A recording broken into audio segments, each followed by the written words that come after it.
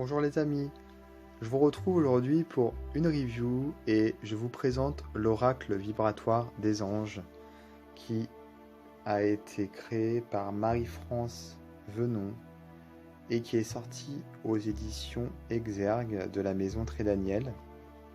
Alors c'est un coffret qui est composé d'un livre mais également d'un jeu de 50 cartes.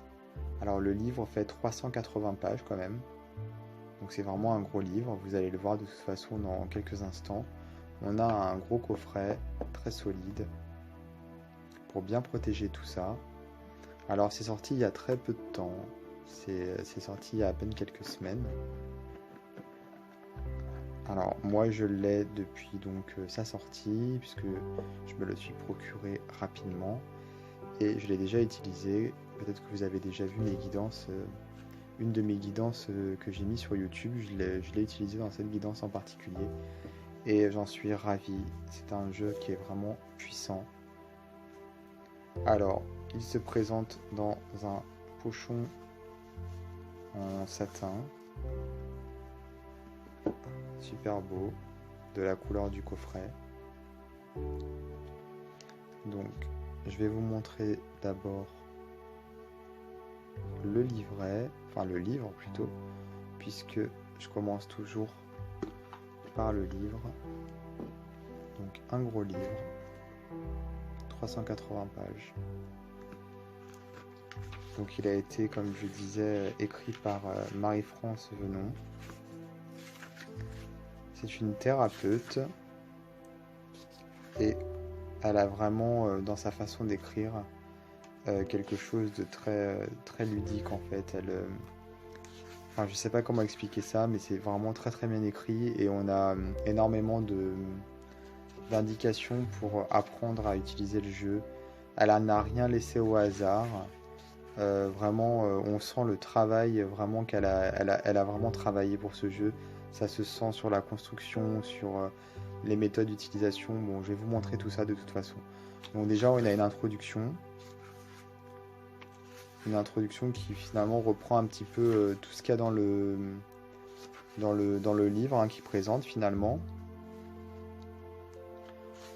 Ensuite, on a plein de petits textes qui continuent à expliquer le fonctionnement du jeu, mais également des valeurs d'une manière générale, comme ici la loi du don. Donc les cartes, donc les 50 cartes illustrées par des anges porteurs de diverses énergies. Ils viennent pour nous soutenir, ils sont nos alliés et ne peuvent que nous être bénéfiques. Leurs messages se veulent avant tout rassurants et recentrants dans un monde qui nous confronte à des peurs et des angoisses personnelles ou collectives, et nous bouscule par ces changements climatiques et vibratoires. Il s'ensuit un déséquilibre constant entre les plans physiques, mental et spirituel de notre être. Il est donc primordial pour les anges de nous aider à renforcer nos capacités, à maintenir un équilibre intérieur afin d'agir au mieux dans le sens de la vie. Alors, dans ce jeu, il y a la première carte qui a la particularité d'être illustrée par 3 anges, vous allez les voir juste après. Cette carte apporte une force particulière à l'ensemble de l'oracle. On peut l'utiliser dans le jeu, mais on peut également la poser devant soi et s'en servir tout au long du tirage comme une carte repère. Ensuite, on a 2 cartes qui sont un petit peu négatives, attention danger, c'est la 26 et la 36. Donc quand on tire ces cartes, il est nécessaire de faire un deuxième tirage. Et ensuite, on a 47 cartes d'anges, chacun porteur d'une énergie particulière. Alors, on a à la suite du livre des conseils pour questionner efficacement l'oracle, définir un objectif personnel, matériel ou professionnel, le fonctionnement du processus créatif, les différents tirages. Donc on a des méthodes de tirage à une carte, tirage à 2 cartes, tirage à 3 cartes avec des exemples, et ensuite on a les significations des cartes. Alors on a tout d'abord un texte Attendez, je vais pas prendre la première carte parce que c'est une carte un petit peu particulière, donc je vais prendre la carte numéro 2, le scribe. On a tout d'abord une description. Donc elle explique finalement la carte, comment elle est construite. Donc c'est utile pour utiliser le jeu. Ensuite on a le symbolisme autour de la carte. L'énergie que l'ange véhicule. Par exemple ici c'est une énergie chaleureuse et douce qui invite à l'introspection. On a la couleur de l'ange. On a les mots qui sont associés à l'ange. On a le message de l'ange. Par exemple ici, les mots c'est introspection, source créatrice. Et le message c'est rends-toi visite. Ensuite, on a le sens du message et des mots. C'est-à-dire que c'est finalement le sens... ce que ça veut dire, quoi. C'est expliqué de manière un peu plus complète. Par exemple, ici, c'est écrit « Il est bon de s'accorder des temps de réflexion, de retour sur soi par l'écriture. C'est une sorte d'aventure qui mène à nombre de découvertes intérieures qui structurent la pensée et améliorent la prise de recul. » Ensuite, on a le sens du tirage. Donc là, c'est vraiment explicité de manière très complète. Donc c'est vraiment très très bien écrit. Des pistes de réflexion pour le développement personnel. Que doit-on faire pour agir? Alors c'est en ça que ce jeu est très intéressant. C'est qu'il ne se contente pas de donner des sens divinatoires ou développement personnel un petit peu basique ou quoi. Non, là on a vraiment une prise de conscience forte puisque la créatrice du jeu, l'auteur, nous incite à réfléchir et à agir surtout. Donc par exemple ici, elle dit que l'écriture est un bon moyen de se relier à sa source créatrice afin de stimuler son imaginaire et d'aider l'esprit à se structurer. Osez imaginer des histoires, des contes, de la poésie. Peut-être le résultat sera-t-il décevant, mais l'important est ailleurs. Vous développerez votre créativité, vous affinerez l'expression de votre pensée et cela augmentera votre confiance en vous et vos capacités de résilience. Donc c'est cette partie, moi, qui m'intéresse beaucoup dans ce jeu, même si cette partie, elle est vraiment top aussi. Mais là, en fait, on a vraiment des indications concrètes. Et ensuite, on a des actions possibles. Alors, chaque carte est associée à soit des mandalas, soit des méthodes de visualisation. Alors, je vais vous montrer une autre carte où on a ici visualisation numéro 6 et mandala numéro 12. Vous voyez là, il y a les deux. Alors que sur cette carte-là, on a juste mandala. Et à la fin du livre, on a les fameux mandalas et également les visualisations. Donc on a les mandalas que la créatrice du jeu nous invite à photocopier afin de pouvoir les utiliser sans abîmer les pages du livre. Donc elle explique comment utiliser les mandalas. Pour chaque carte est associée à un mandala en particulier. Et pour la visualisation, c'est pareil. Alors déjà, elle explique à la fin du livre les deux types de visualisations différentes qui existent.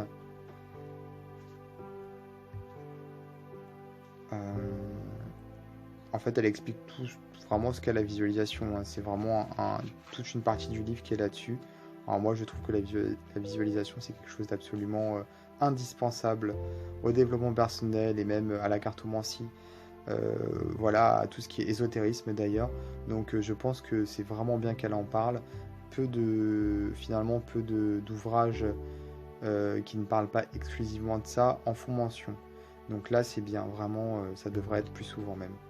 Donc on a la visualisation mentale tout d'abord et ensuite intuitive. Elle explique comment ça se passe, elle explique comment se déroulent les séances de visualisation, comment se préparer à cela. Et on a les visualisations qui sont numérotées et qui sont expliquées de manière très concrète, très intéressante. Et donc pour chaque carte, on a ces méthodes qui leur sont attribuées. Et c'est valable pour toutes les cartes. C'est tellement bien expliqué. On sent que l'auteur a pris vraiment du temps à construire le jeu, à construire le livret. Et on a même, vous allez le voir à la fin du livre, un tableau qui explique en fonction des tirages qu'est-ce qui finalement est intéressant dans le livre. Par exemple, si jamais on fait un tirage une carte avec une question, à ce moment-là, pour chaque carte, il faut regarder finalement l'ensemble des points de la carte. Par contre, si on fait un tirage en une carte qui concerne la relation avec question, donc par rapport à une relation, et on a une question sur cette relation, il faut regarder la description de l'image, la symbolique, l'énergie et la couleur, le mot 1, le mot 2, mais le reste non, on peut finalement passer outre. Si c'est une carte sans question, voilà, il faut regarder tout ça. Par exemple, si là je prends un tirage en 3 cartes, pour la carte 1, on regardera uniquement le mot 1. Pour la carte 2, on regardera uniquement le mot 2. Pour la carte 3, on regardera uniquement le message. Si jamais je fais un tirage de cartes avec approfondissement, la carte 1, on va regarder tout ça. La carte 2, on va regarder que jusque là. Vous voyez? Donc en fait, on a tous les points pour chaque carte, les points qui sont, qui sont là en fait. Ici, ici, ici, ici, ici, ici, et ici, à l'arrière. Et en fait, on sait, en fonction des tirages, quel point il faut regarder. Bien sûr, c'est pas obligatoire, hein, mais ce sont des indications. En fait, on a l'impression d'avoir presque un manuel d'apprentissage. C'est vraiment bien pensé. Pour les personnes qui ont un petit peu du mal à utiliser les jeux sans être guidé par l'auteur, là on a vraiment ce qu'il faut, hein. C'est très complet. Et on a des correspondances ici. Enfin, pas des correspondances, un tableau récapitulatif, pardon, avec toutes les cartes et les mots qui leur sont associés. Avec les couleurs, le message et les mandalas pour chaque carte. Donc si on n'a pas envie de regarder tout, voilà, à chaque fois qu'on commence à connaître un peu les cartes, on peut juste regarder ici et on a l'essentiel. Donc c'est très très pratique, c'est ce que je disais. Donc ma présentation du livre a été un petit peu longue, mais ça en valait la peine, puisque c'est rare d'avoir un livre aussi bien construit, avec autant d'informations. Maintenant je passe au plus important, j'ai envie de dire, ce sont les cartes. Avec cette carte spéciale, donc les 3 anges, harmonie du vivant et protection. Pour toutes les cartes, on a des bordures sur le côté qui sont de la même couleur que finalement la couleur dominante, hein, c'est une sorte de jaune doré. Les cartes sont numérotées ici en haut à droite. On a le nom de la carte en bas et des mots-clés avec des couleurs magnifiques,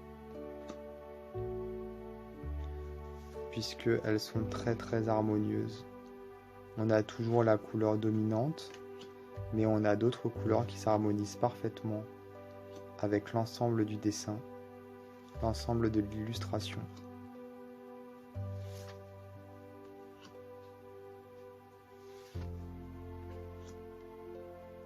Ce sont des cartes qui font appel à la... Enfin, on a envie de se connecter finalement avec nos guides.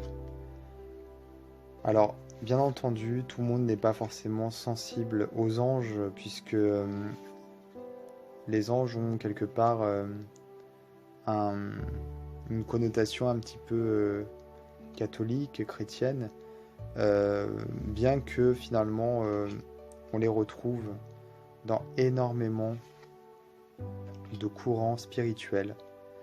Alors, pour les personnes qui ne sont pas sensibles aux anges, c'est pas grave. Alors vraiment pas, puisque on peut les voir comme des guides, tout simplement. Ici, on ne parle pas de religion, hein. On parle de spiritualité. Et d'ailleurs, dans le livre, en aucun cas n'est abordé voilà, le thème de la religion, mais uniquement de la spiritualité. Donc ce sont des guides. Et moi, je les vois comme tels. Des guides qui sont là pour nous accompagner, nous aider lors de nos questionnements. Et avec les tirages, on peut donc leur demander de nous prêter main forte.